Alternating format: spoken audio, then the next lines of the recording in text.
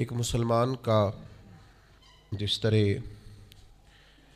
اللہ تبارک و تعالیٰ کے ساتھ ایک گہرا، مضبوط اور سب سے مستحکم رشتہ ہوتا ہے، اور جس طرح اس کا سب سے مضبوط اور مستحکم رشتہ نبی کریم صلی اللہ تعالیٰ علیہ وسلم کی عالی مرتبت بارگاہ کے ساتھ ہوتا ہے، ان مضبوط رشتوں کے ساتھ ساتھ پھر انسان کے تعلقات معاشرے کے ساتھ ہوتے ہیں، کنبے کے ساتھ ہوتے ہیں، پڑوسیوں کے ساتھ ہوتے ہیں، دوستوں کے ساتھ ہوتے ہیں، استاد شاگرد کا آپس میں رشتہ ہے، پیر مرید کا آپس میں رشتہ ہے، بھائی کا بھائی سے تعلق ہے۔ ان سارے رشتوں کے ساتھ ساتھ انسان کا ایک رشتہ اپنے آپ کے ساتھ بھی ہوتا ہے۔ انسان کا اپنے نفس کے ساتھ، اپنی ذات کے ساتھ بھی تعلق ہوتا ہے۔ نبی کریم صلی اللہ تعالیٰ علیہ وسلم نے ایک لفظ کہہ کے نا کہ تم پر تمہاری ذات کا بھی حق ہے، تم پر تمہارے نفس کا بھی حق ہے، تو ہم پر ہمارے حقوق بھی نبی کریم نے مقرر فرما دیے۔ جناب عبداللہ ابن عمر خود فرماتے ہیں کہ سرکار نے مجھ سے پوچھا کہ عبداللہ یہ بات ٹھیک ہے کہ تم ہر روز ہی نفلی روزہ رکھتے ہو اور ہر رات ہی نفلی عبادت کرتے ہو؟ تو میں نے عرض کیا یا رسول اللہ صلی اللہ تعالیٰ علیہ وسلم ایسا ہی ہے۔ اللہ کے پیارے حبیب علیہ الصلوۃ والسلام نے فرمایا ایسا نہ کرو۔ وہ نفلی روزہ رکھتے تھے، ہر روز ہر رات نفلی عبادت کرتے تھے، تو محبوب نے ان سے تصدیق کرانے کے بعد فرمایا ایسا نہ کرو، کبھی روزہ رکھا کرو، کبھی افطار کیا کرو، اور فرمایا کبھی نماز پڑھا کرو، کبھی سو جایا کرو۔ کیوں؟ اس لیے کہ حضور فرمانے لگے تمہارے جسم کا بھی تم پر حق ہے، تمہاری آنکھ کا بھی تم پر حق ہے کہ اسے نیند آتی ہے، تمہاری بیوی کا بھی تم پر حق ہے، اور فرمایا تم سے جو ملاقات کرنے کے لیے آتا ہے اس کا بھی تم پر حق ہے۔ تو یہ لفظ کہہ کے کہ تمہارے اپنے اوپر بھی حقوق ہیں، تمہاری ذات کے بھی تم پر حق ہیں۔ بعض لوگ تصوف اور طریقت کے نام پر بہت مشکل باتیں کرتے ہیں اور بہت مشکل باتیں سناتے ہیں، اور بعض لوگ پھر ان باتوں کا بڑا سخت اور مشکل معنی بھی لیتے ہیں کہ بڑی شدید جد و جہد کرنی چاہیے، ہمیشہ راستہ وہی اختیار کرنا چاہیے جو مشقت والا ہو، ہمیشہ وہی کام کرنے چاہیے جن کے اندر زیادہ دشواری ہو۔ ٹھیک ہے، بعض اوقات مشقت والے کام، مجاہدے والے کام انسان کی نفس کی تربیت کے لیے بڑے اچھے ہوتے ہیں، لیکن ایسی مشقتیں، ایسے مجاہدے جو انسان کو اتنا کمزور کر دیں کہ وہ ضرورت کے جو حقوق ہیں وہ بھی پورے کرنے کے قابل نہ رہے، اس کی صحت پر ہی اثر انداز ہو جائیں، وہ آنے جانے والوں سے ملنے کے قابل ہی نہ رہے، وہ دیگر اس کے ذمے جو اس کے خاندان کے، قبیلے کے بال بچوں کے حقوق ہیں وہ ادا ہی نہ کر سکے، تو اسلام اس کی بھی اجازت نہیں دیتا۔ خود ساختہ تصوف اور خود ساختہ طریقت کا جو مفہوم لوگوں نے بنا لیا ہے وہ مفہوم بھی درست نہیں ہے۔ ہمارے بزرگ تھے شیخ المشائخ اور استاذ الاساتذہ حضرت شیخ محمد تحسین رضا خان صاحب بریلوی رحمۃ اللہ تعالیٰ علیہ، 50 سال کے لگ بھگ انہوں نے درس حدیث دیا ہے۔ تو میں ان پر ایک مضمون لکھ رہا تھا، میں نے ان سے عرض کی حضور آپ تہجد پڑھتے ہیں؟ فرمانے لگے نہیں، میں عشاء جماعت سے پڑھتا ہوں، اس کو بھی سالوں بیت گئے، اور میں فجر جماعت سے پڑھتا ہوں، یہ بھی میری زندگی کا معمول ہے، لیکن میں سحری کے وقت اس لیے نہیں اٹھ پاتا کہ مجھے صبح 8 بجے بیٹھ کر بچوں کو درس حدیث پڑھانا ہوتا ہے، عشاء کے بعد مجھے مطالعہ کرنا ہوتا ہے، تو میں سمجھتا ہوں یہ بھی میرے لیے نفلی عبادت ہے، لہٰذا میں رات کو بھی کتاب و سنت دیکھتا ہوں اور سارا دن بھی کتاب و سنت پڑھاتا ہوں، امید ہے میرا رب مجھے تہجد کا اجر بھی عطا کرے گا۔ عزیز دوست، آپ یاد رکھیے گا، اس کو سمجھیے گا کہ ہمارے ہاں بعض لوگ بعض چیزوں کو زیادہ دشواری بنا لیتے، فلاں آدمی کو میں نے کبھی نفل پڑھتے نہیں دیکھا، یہ طریقت نہیں کہ آپ نے اسے نفل پڑھتے نہیں دیکھا تو وہ صوفی نہیں۔ آپ یہ بتائیے کبھی فرض چھوڑتے تو نہیں دیکھا، کبھی اسے ضروریات دین کو چھوڑتے تو نہیں دیکھا، اور نفل تو ویسے بھی انسان کا رب سے ذاتی معاملہ ہو سکتا ہے سامنے والا چھپ کے پڑھتا ہو، ہو سکتا ہے وہ کسی ایسے لمحے میں پڑھتا ہو جب وہ سمجھے کہ اس وقت مجھے تنہائی میسر ہے. تو حضور نے فرمایا تمہارے نفس کا بھی تم پر حق ہے.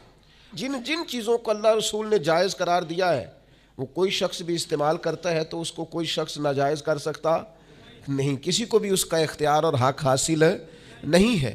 بلکہ صحیح بخاری کے اندر سیدہ عائشہ صدیقہ رضی اللہ تعالیٰ عنہ کی ایک روایت موجود ہے. آپ فرماتے ہیں نبی پاک صلی اللہ تعالیٰ علیہ وسلم نے کوئی کام کیا, بعد میں رخصت دے دی, اجازت دے دی, فرمایا چاہے کرو چاہے نہ کرو, نہ کرنے کی اجازت دے دی. پہلے سرکار نے کیا تو بعض لوگ ایسے تھے جنہوں نے اس رخصت سے فائدہ نہیں اٹھایا, وہ کام کرتے رہے. حضور نے اجازت دی تھی لیکن انہوں نے اس اجازت سے فائدہ نہ اٹھایا. تو نبی کریم علیہ السلام کو جب اس بات کا علم ہوا تو محبوب نے اللہ کی حمد کی اور حضور فرمانے لگے یہ بعض لوگوں کو کیا ہو گیا ہے کہ وہ ان کاموں سے بچتے ہیں جو میں کرتا ہوں, یعنی جس رخصت اور گنجائش پر میں عمل کر رہا ہوں اللہ کا محبوب ہو کے, وہ اس چیز کو چھوڑ رہے ہیں, اس سے اعتراض برت رہے ہیں حالانکہ میں اجازت دے رہا ہوں. اور پھر اللہ کے حبیب علیہ السلام نے کیا خوبصورت انداز میں اس سارے مفہوم کو اتنا سمیٹا کہ اس کو ہمیشہ کے لیے بند کر دیا. اللہ کے محبوب فرمانے لگے مجھے اللہ کی قسم میں تم سب سے زیادہ رب کو جانتا ہوں اور میں تم سب سے زیادہ اللہ سے ڈرتا ہوں. تو جب میں کسی گنجائش پہ عمل کر رہا ہوں, جب میں کسی ضرورت پر عمل کر رہا ہوں, وہ یہاں ایک دوست تشریف لائے ہمارے پاس تو وہ ہمیں مشورہ دینے لگے کہ آپ کے ہاں بچوں کو چھٹی ہوتی ہے تو وہ تقریباً 1.5 دن بنتا ہے, ظہر کی نماز کے بعد ہفتے کو وہ چلے جاتے ہیں اور اتوار کا سارا دن وہ چھٹی میں رہتے ہیں, تو یہ 1.5 دن پورا ان کا ضائع ہوتا ہے. تو یہ تو معاملہ ٹھیک نہیں ہے. اس طرح تو ایسا ہونا کہ مدارس دینیہ میں کیا کام ہے چھٹی کا. تو میں نے ان سے کہا ہو سکتا ہے مدرسے کے طالب علموں کو بھی نیند آتی ہو سکتا ہے ان کا بھی کبھی کسی گراؤنڈ میں جا کے کھیلنے کو جی چاہتا ہو سکتا ہے یہ بھی اسی طرح کے لوگ ہوں جس طرح کے عام بچے ہوتے ہیں, ہو سکتا ہے وہ ساری خواہشات ان کے اندر بھی پائی جاتی ہوں جو باقی لوگوں کے اندر پائی جاتی ہیں. آپ وہ پابندیاں کیوں لگاتے ہیں جو پابندی اللہ رسول نے نہیں لگائی؟ جس چیز کو شریعت نے بین نہیں کیا ہم کون ہوتے ہیں اس کو بین کرنے والے, سمجھیں. ہاں ایک بات ضرور ہے, ہم اپنے وجود کے مالک نہیں ہیں, اس کا مالک اللہ ہے. وہ خالق ہے, ہم مخلوق ہیں. وہ معبود ہے, ہم اس کے عابد ہیں.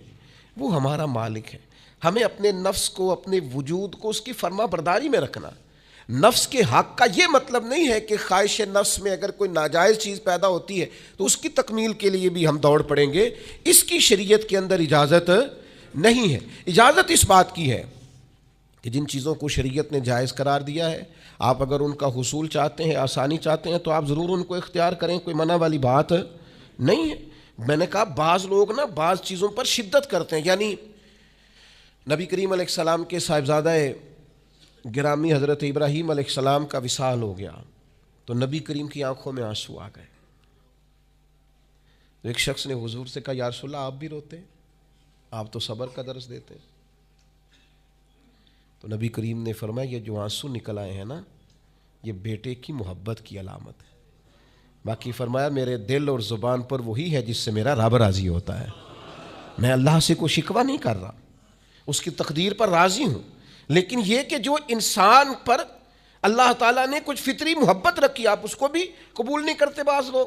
تو کچھ لوگ بعض لوگوں پر زیادہ شدت کرتے ہیں, بعض لوگ بعض چیزوں کے معاملے میں زیادہ شدت کا. حضرت عمر کو نبی پاک نے کچھ نذرانہ دینا چاہا, ہدیہ دینا چاہا. ایک ہے آپ کسی سے مانگتے ہیں, ایک ہے کوئی آپ کو دیتا ہے. ان دونوں باتوں میں وہ جو تحفہ لینا دینا ہے اسے تو حضور نے فرمایا محبت بڑھتی ہے.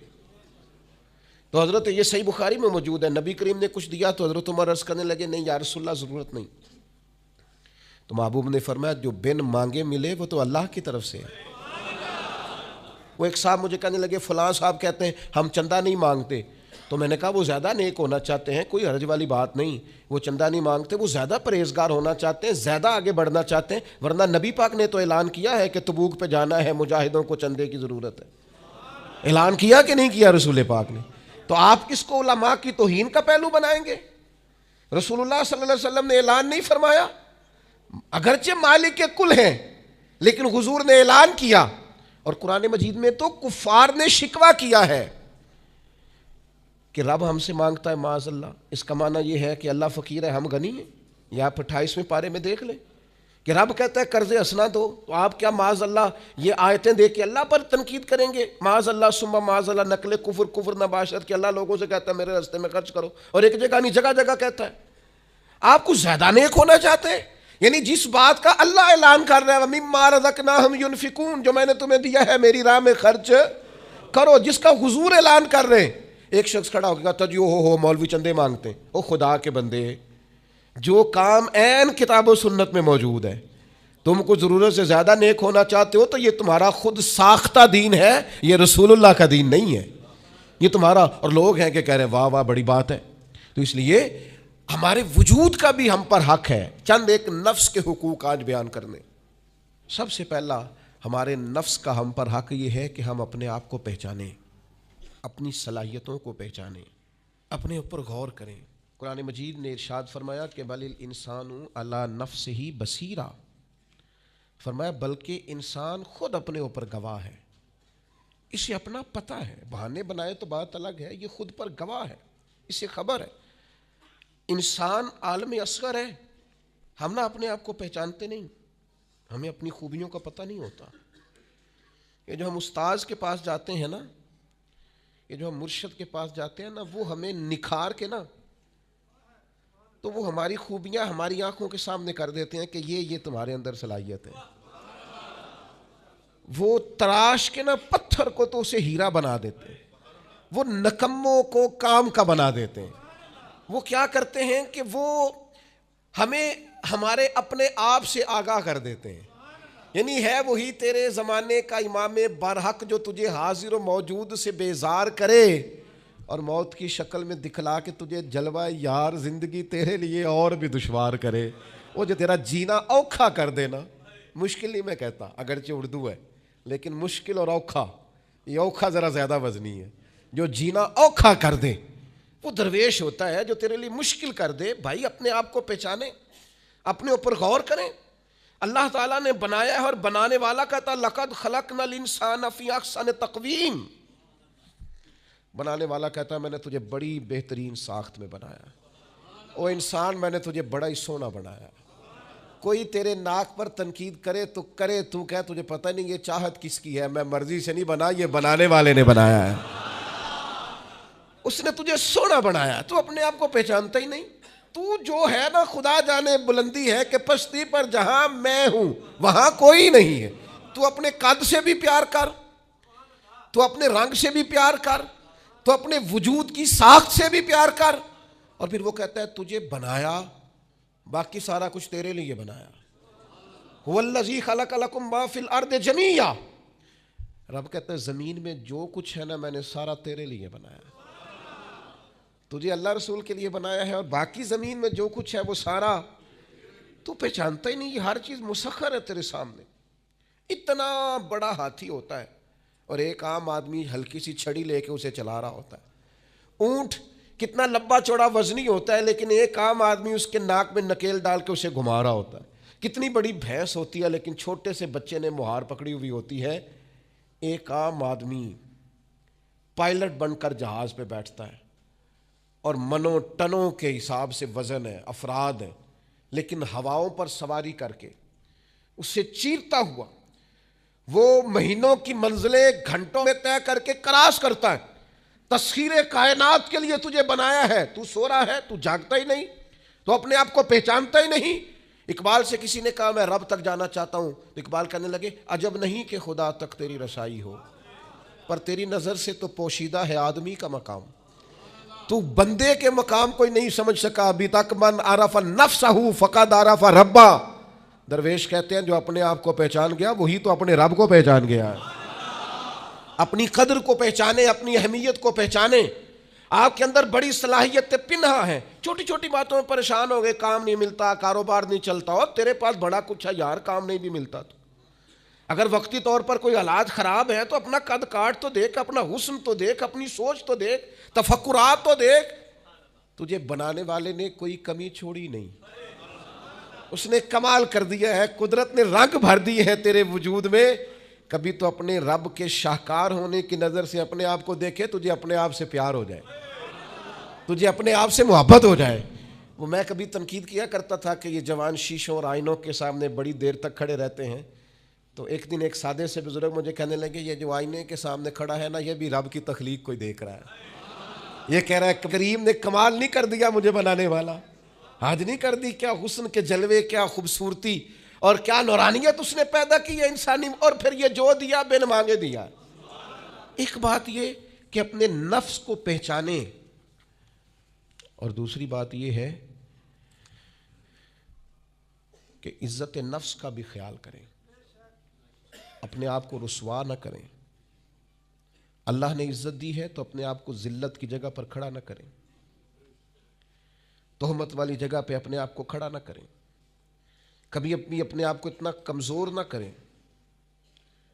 جھکنا ہے رب رسول کے سامنے، بلا وجہ دنیا داروں کے، سیٹھوں، نوابوں کے اور وزیروں مشیروں کے سامنے اپنے آپ کو رسوا نہ کریں، کسی کی گاڑی کے پیچھے بھاگ کے اللہ کی دی ہوئی شان کو کمزور نہ کریں، ذلت کی جگہ پہ اپنے آپ کو کھڑا نہ کریں۔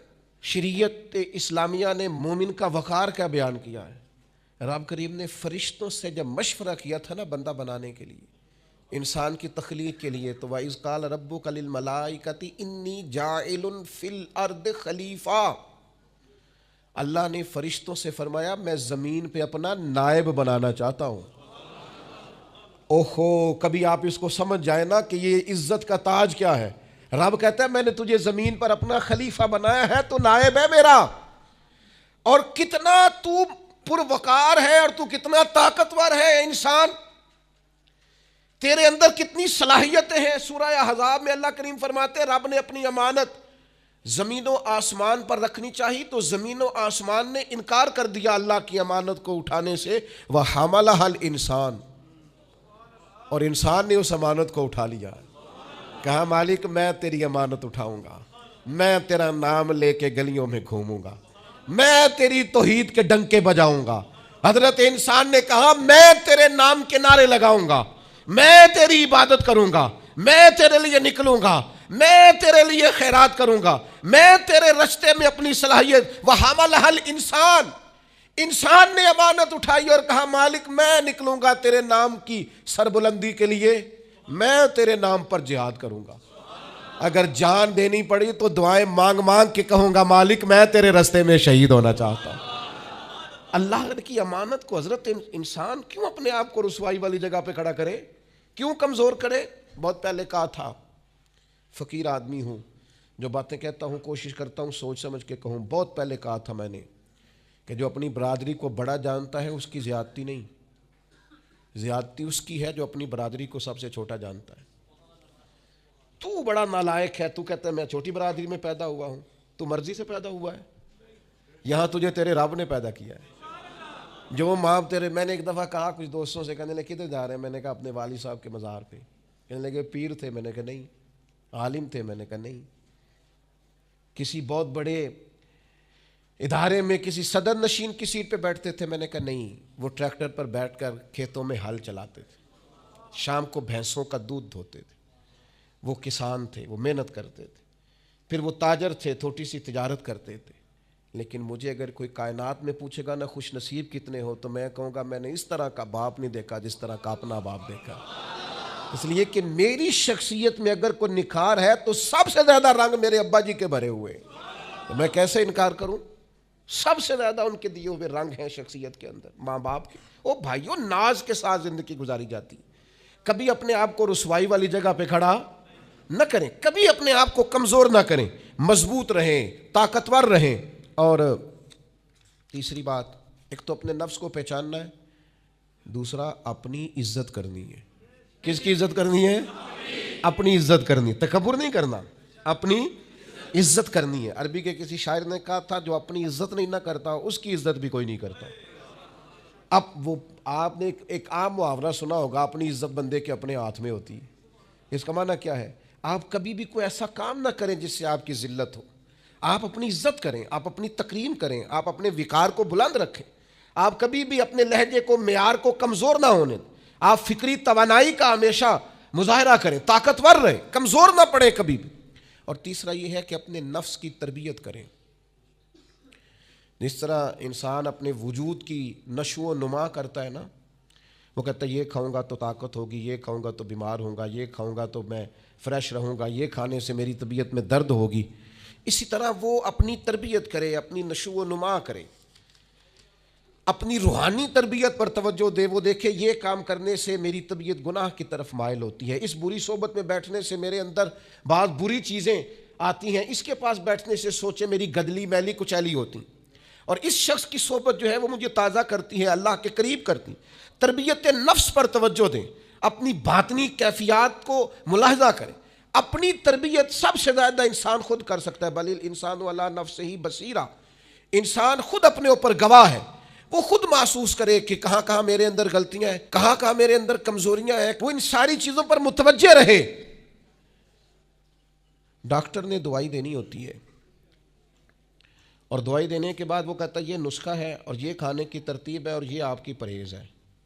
اب مریض کہے کہ جناب ڈاکٹر صاحب کوئی نظر کریں آپ تاکہ میں نہ نظر سے ٹھیک ہو جاؤں، تو ڈاکٹر کہے گا میری نظر یہی ہے جو میں نے نسخہ لکھا ہے نا، یہی نسخہ ہے، یہ دوائی کھائیں. یہ وہ لوگ آتے ہیں پیر صاحب کے پاس، کہتے ہیں کوئی نظر کریں میں نیک ہو جاؤں. بھی پیر صاحب نے نسخہ بتایا نا، 5 نمازیں پڑھو، نماز کے بعد یہ والا ذکر کرو. پیر صاحب نے بتایا نا اس کام سے پرہیز کرو، تو آپ ان بات مانیں انشاءاللہ اللہ شفا عطا فرمائے گا. آپ اس نسخے پر، وہ پیر فیض الحسن شاہ صاحب رحمۃ اللہ علیہ عالم معاد شریف والے فرمایا کرتے تھے، مرید کہندے نے سانو نمازاں نہ پڑھاؤ، اللہ اللہ نہ کراؤ، ایویں ہی پہنچاؤ. تو کہتے ہیں یہ ایویں والا کام ہو سکتا؟ ہاں، جو شریعت کے احکام ہے وہ تو سارے کرنے پڑتے ہیں. اور پھر لوگوں کو نا ایسے موقع پہ بابا بلے شاہ جی یاد آ جاتے ہیں. کہتے بلے شاہ نو مرشد ملے ہے تے انہیں ایویں ہی جا بخشایا ہے. وہ نہ 300 پہلی زمین ہوندی سی بابے بلے شاہ دی، انہیں ساری دیتی دی اللہ دی راہ وچ. ایویں جڑا جے نا وہ اے والا ایویں جے. نیرا شیر نہ پڑھو، پیچھے پلٹ کے دیکھو تو صحیح اس شخص نے کمال کیا کیا ہے. مجھے اتنا نظر آ رہا ہے وہ بلے شاہ نو مرشد ملیا جنہیں ایویں جا بخشایا، وہ ایویں ان کی عاجزی ہے، وہ ان کی عاجزی ہے، وہ انکساری ہے. وہ کہتے ہیں کہ مجھے بہت زیادہ مشقت نہیں کرنی پڑی، ایک ہی مرشد سے سارا کچھ مل گیا ہے. یہ اس بات کا ترجمہ ہے، اس کی تشریح ہے. من مانی باتیں، من مانی آپ تربیت اپنی کریں، اپنے اوپر غور کریں. اور چوتھا، ہمارے نفس کا ہم پر حق یہ ہے کہ اپنے نفس کا احتساب کریں، اپنے نفس کو اللہ کی رضا کے مطابق ڈھالیں، اس کا محاسبہ کریں. جو لوگ حساب کتاب نہیں نہ رکھتے، ہمارا ادارہ ذرا بڑا ہوا ہے تو ہم نے اسپیشل اکاؤنٹ میں پکا بندہ رکھ لیا ہے. پہلے ایک دوست کام کرتے تھے رضاکارانہ طور پر، شام کو بیٹھتے حساب کتاب کر دیتے. کمیٹیوں میں ایک شخص کیشیئر ہوتا ہے. پھر اب ادارہ بڑا ہو گیا، نظم بڑا ہو گیا، کام بڑا ہو گیا. اب وہ ایک آدمی شام کو اگر بیٹھے گا تو کرے گا نہیں، تو مستقل ایک صاحب ہیں جو ڈیوٹی کرتے، نظام کو دیکھتے. کیونکہ اگر حساب کتاب نہ رہے تو چیزیں ٹھیک چل سکتی. سب سے زیادہ وہ تاجر ناکام ہوتا ہے جو کمائی کرے اور خرچ کا حساب ہی نہ رکھے، جس کو پتہ ہی نہ ہو آمدن خرچ میں بیلنس کیا ہے. اس لیے حضرت عمر رضی اللہ تعالیٰ عنہ ارشاد فرماتے ہیں اپنا حساب کرو اس سے پہلے کہ قیامت میں تمہارا حساب کیا جائے. اپنے نفس کا محاسبہ ضرور. ہم نہ ساری زندگی دوسروں کا حساب کرتے رہتے ہیں، فلاں کہاں سے کماتا ہے، کہاں کھاتا ہے، کہاں پہنچ گیا، کون سی سیاست کی، کس کے پاس اٹھتا بیٹھتا ہے، کہاں سے آتا جاتا ہے، چلاک بڑا ہے، فلاں سے مل گیا. اور ساری زندگی دوسروں کا خیال رکھتے گزر گئی. اس سے آدھا بھی کبھی اپنا رکھا ہوتا نا، تو بات کہاں سے کہاں پہنچ جاتی. محاسبہ نفس کرنا، اور کتنا کرنا ہے، اس نفس کو قابل بنانا ہے. حضرت سیدنا عبداللہ ابن سلام رضی اللہ تعالیٰ عنہ لکڑیوں کا گٹھا، پرانے زمانے کے اندر ایندھن لانا، لکڑیاں اکٹھی کر کے لانا، یہ بھی روزمرہ کی ڈیوٹیوں میں سے ایک ڈیوٹی ہوتی تھی. وہ ڈیوٹی آج کل ہم ماہانہ گیس کا بل دے کے پوری کرتے ہیں. یا اب بھی اس کی ایک صورت ہمارے پاس ہے کہ بہت سارے لوگوں نے سلنڈر اٹھائے ہوتے ہیں، گیس بھروانے جا رہے ہیں. تو اس سے کچھ عرصہ پہلے یا آج بھی دیہی ماحول کے اندر بعض لوگ شام کو لکڑیاں اکٹھی کر کے لاتے تھے کہ وہ آئیں گی تو کھانا پکے گا ایندھن کے لیے. حضرت عبداللہ ابن سلام رضی اللہ تعالیٰ عنہ لکڑیاں اپنی پشت پہ رکھے ہوئے ہیں، گھر کی طرف آ رہے ہیں. تو ایک شخص نے آپ سے کہا کہ جناب حد ہو گئی، گھر میں بیٹے بھی موجود ہیں، غلام بھی موجود ہیں، اور آپ یہ کام خود کر رہے ہیں. تو حضرت عبداللہ ابن سلام فرمانے لگے بیٹے بھی موجود ہیں اور غلام بھی موجود ہیں، اور ایک بات اور بھی شامل کر رہا ہوں، اللہ کے فضل سے میرے بچے اور میرے خادم میرے فرما بردار بھی ہیں، بات بھی مانتے ہیں. لیکن فرمانے لگے میرا نفس نا تھوڑا بڑا ہو گیا تھا، یہ مجھے کہہ رہا تھا تو بہت بڑا آدمی ہو گیا ہے، تو بہت بڑا شخص ہو گیا، تیری بڑی شخصیت ہو گئی ہے۔ فرمایا یہ جو ذرا لکڑیوں کا گٹھا پشت پہ رکھا ہے نا، یہ رکھا پشت پہ ہے، لیکن ذرا حساب اپنے نفس کا کر رہا ہوں، محاسبہ نفس کر رہا ہوں، اسے سمجھا رہا ہوں کہ اتنا بڑا ہونے کی ضرورت۔ ہمارے بزرگ فرمایا کرتے تھے آخر تک اپنے استادوں کی بارگاہ میں حاضری دینی ہے، میرے اسا فرمایا کرتے آخر تک اپنے مشائخ سے جڑے رہنا ہے، آخر تک اپنے اساتذہ کے پاس آنا جانا۔ کچھ لوگ بے نیاز ہو جاتے ہیں نا، خود عالم ہو گئے اب استاد گئے، خود بڑے ہو گئے اب گئے، کہتے تھے آخر تک جانا، اس لیے کہ بعض لوگوں کے پاس جانے سے انسان کو لگتا ہے کہ نہیں مجھ سے بھی بڑے موجود ہیں، ان کے پاس بیٹھنے سے احساس ہوتا ہے کہ میں اتنا بڑا نہیں ہوں، اور بڑا بھی ہمیشہ وہی ہوتا ہے جس کا کوئی بڑا ہوتا ہے، جس کا کوئی بڑا نہیں وہ کیسے بڑا ہوگا؟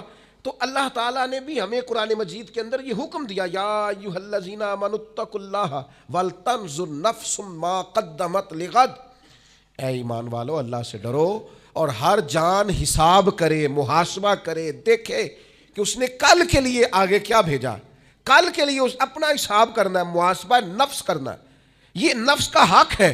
جس طرح کپڑے میلے ہو جاتے ہیں تو آپ پریشان ہوتی ہیں کہ یار یہ میلے ہو گئے بدلنے چاہیے، جوتے ٹوٹ جاتے ہیں تو آپ خیال کرتے ہیں یار مجھے آنا جانا ہوتا ہے، یہ مجھے ٹھیک کرنے چاہیے، تو نفس پر میل کچیل چڑھ جاتی ہے، لوگ حساب ہی نہیں کرتے، باطن سارا گدلا ہو جاتا ہے، لوگ حساب ہی نہیں کرتے، اندر سارا کمزور ہو جاتا ہے، حساب ہی نہیں کرتے۔ اس نفس کا حساب کرنا ہے، محاسبہ کرنا ہے، اس کا بھی حق ہے۔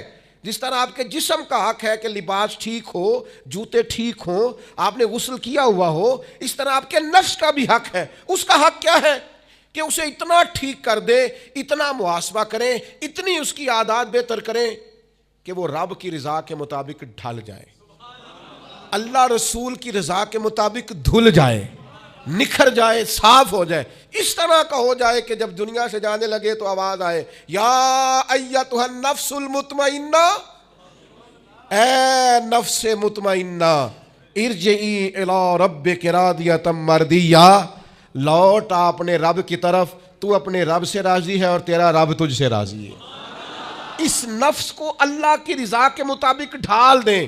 حضرت ابراہیم ابن ادم رحمۃ اللہ علیہ ایک دن مریدوں کے بیچ بیٹھے ہوئے تھے، فرمانے لگے دنیا میں جو کچھ ہوتا ہے میری مرضی سے ہوتا ہے۔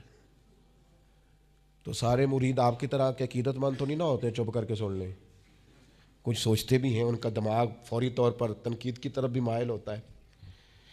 جب آپ نے فرمایا کہ دنیا میں جو کچھ ہو رہا ہے میری مرضی سے ہو رہا ہے، تو کچھ لوگ جو تھے ان کی آنکھیں بتاتی تھیں کہ سوال فوری طور پر آ گیا ہے، ذہنوں کو پریشان کر رہا ہے۔ تو ایک صاحب نے کہہ لیا حضور یہ بڑا دعویٰ ہی نہیں، دنیا میں جو ہو رہا ہے میری مرضی سے ہو رہا ہے۔ فرمانے لگے اصل بات نہیں نا، تم نے آگے پوچھا ہی نہیں، میں بتانے لگا تھا، تم پر کچھ لوگ پریشان جلدی ہو جاتے، اگلا صفحہ پڑھتے نہیں پچھلے پہ ہی پریشان ہو جاتے۔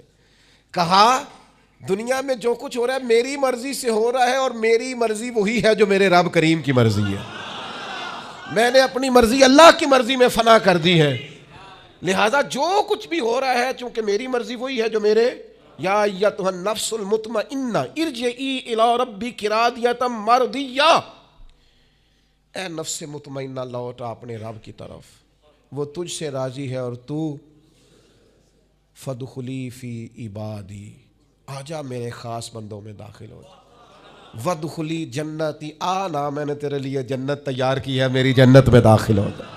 لیکن کیا کرنا ہے؟ نفس مطمئنہ، کون سا ایسا نفس تیار کرنا ہے جو اللہ سے راضی ہو اور اللہ اس سے راضی ہو۔ اس کا محاسبہ کر کے اس طرح کا بنا لیں کہ یہ اس طرح کا ہو جائے کہ جس طرح اللہ اس سے راضی ہے اور یہ